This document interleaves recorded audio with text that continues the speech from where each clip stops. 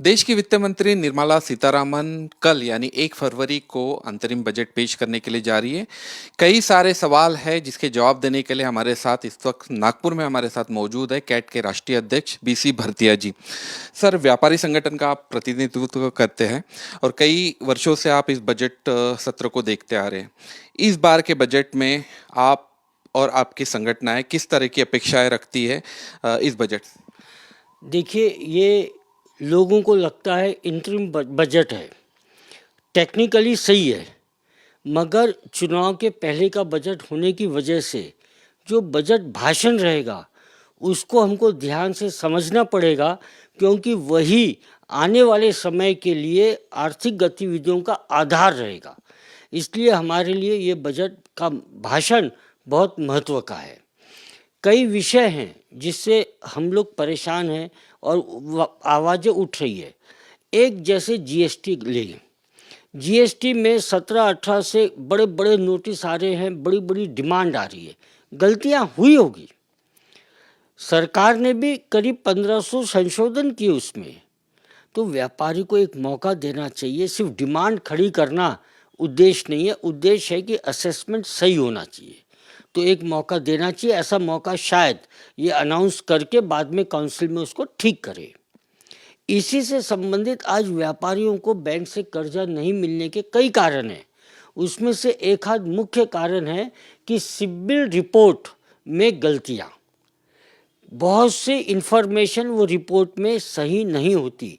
व्यापारी खबर भी करता है तो भी वो लोग सही नहीं करते, या बैंक उनको सही जानकारी नहीं देता। इस वजह से हमारे बहुत से व्यापारी कर्ज लेने में वंचित है। इसे देखना पड़ेगा। अगर हमको अर्थव्यवस्था को और मजबूत करना है, व्यापारी को पूरे देश में यहाँ वहाँ आना जाना पड़ता है। आज रेलवे में जगह नहीं मिलती उसको, तो रेलवे अपनी गतियों को और अच्छी कैसे करे, नई रेलवे और कैसे सामने आए। और ये जो एरोप्लेन वाले हैं, ये लोग जो टिकट 4,000 की होती थी 25,000 30,000 की हो जाती है। ये मुनाफाखोरी कब तक इनको बर्दाश्त की जाएगी? डायनामिक प्राइसिंग के नाम से आम लोगों को कब तक बेवकूफ़ बनाया जाएगा? इसके बारे में भी कोई दिशा होना चाहिए कि कहाँ इसको रोका जाए। इसी प्रकार महिलाओं को देखिए, हम 5 ट्रिलियन डॉलर इकोनॉमी की बात कर रहे हैं।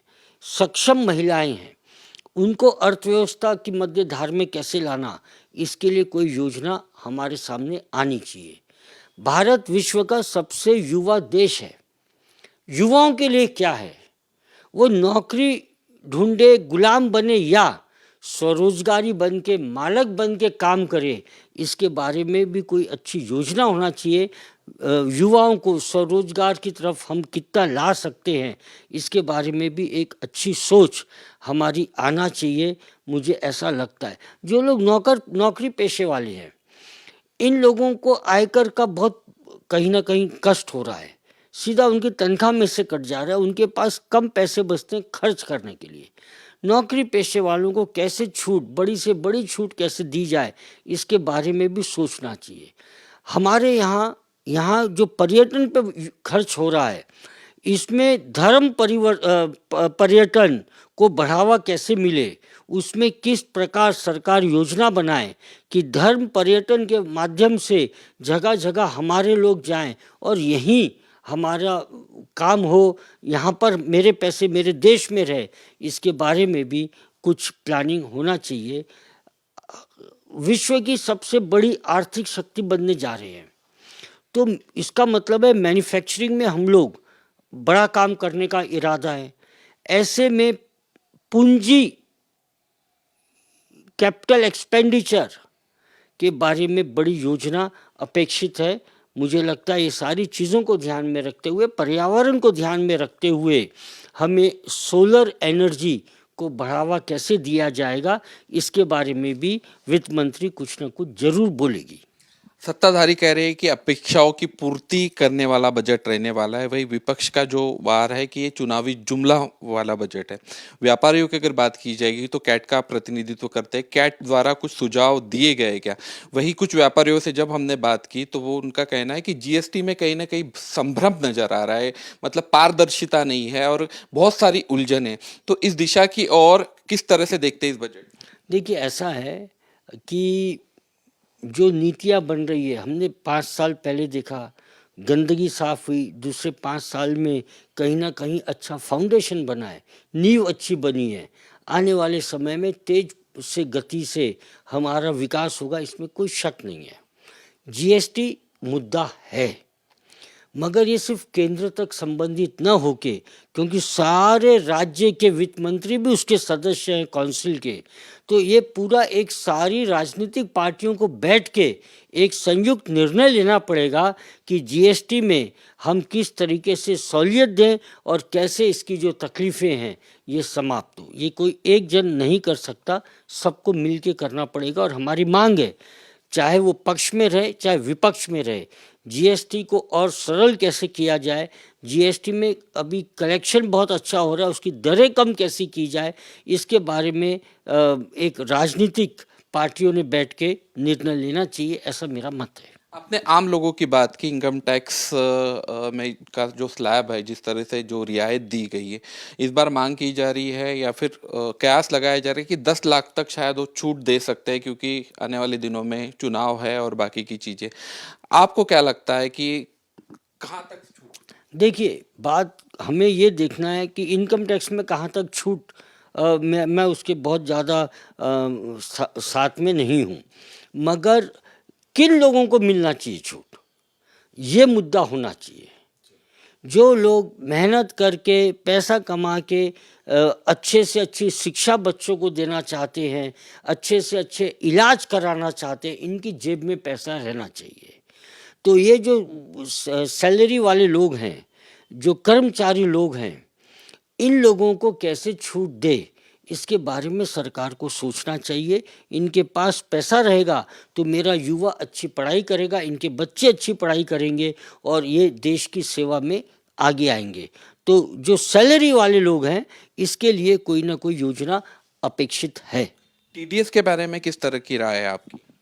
टीडीएस तो एक वाकई टीडीएस जिसको बोलते ना वैसा है। व्यापारी व्यापार करे या ये सरकार की नौकरी करे, इसका खुलासा होना जरूरी है। कहाँ टीडीएस करना है, कहाँ टीसीएस करना है, ये किए तो फिर उसके रिटर्न कैसे भरना है, उसका टैक्स कैसे भरना है, तो व्यापार कब करेंगे? पैसा कलेक्ट करने के लिए एक सुंदर मशीनरी होना चाहिए और उसका समाधान होना चाहिए। मगर अब क्या हो गया है कि टीडीएस के माध्यम से लोगों के पैसे सरकार के पास जा रहे हैं और फिर रिफंड के लिए चक्कर लगा। इसके बारे में भी कोई अच्छी योजना होना चाहिए। भरते जी, कुछ लोगों का ये भी कहना है कि देश में विकास तो हो रहा है, लेकिन उसका जो सबसे ज्यादा भार जो गिरने वाला है वो आम इंसानों पर गिरने वाला है, व्यापार पर गिरने वाला है। आप क्या इस बात से सहमत हैं?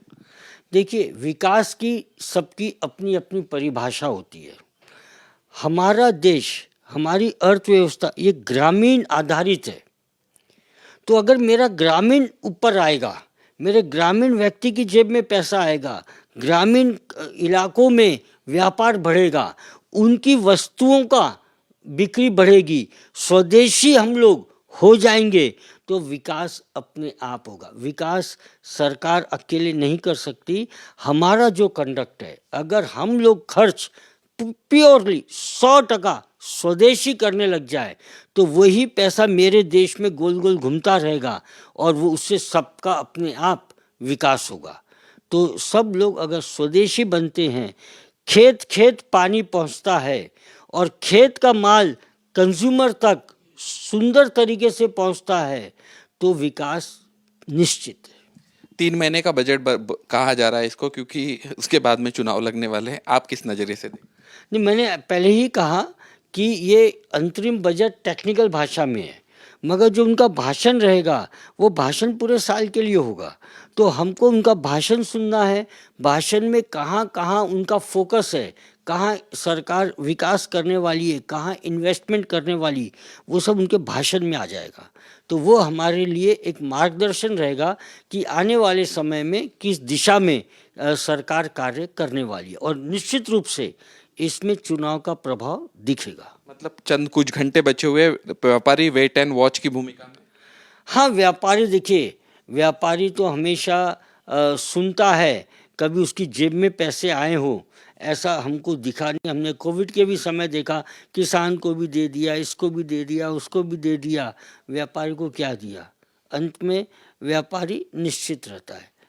तो बात हो रही थी कैट के राष्ट्रीय अध्यक्ष बीसी भरतिया जी से नागपुर में, जो हमसे रूबरू हो रहे थे वीकेबी न्यूज से, और उन्होंने बेबाक तरीके से अपनी राय रखी। जो अपेक्षा है व्यापारियों की इस बजट से, तो उस बजट के हिसाब से रखा। वही जीएसटी का जो मसला है और रिटर्न्स भरने की जो पॉलिसी है, उसमें कहीं न कहीं पारदर्शिता होनी चाहिए, और कहीं न कहीं जो व्यापारियों के फेवर की बात की और आम लोगों के फेवर की बात की बीसी भरतिया जी ने। तो कैमरा पर्सन रोशन बोकड़े के साथ मुकेश शेड़ो, वीकेबी न्यूज, नागपुर।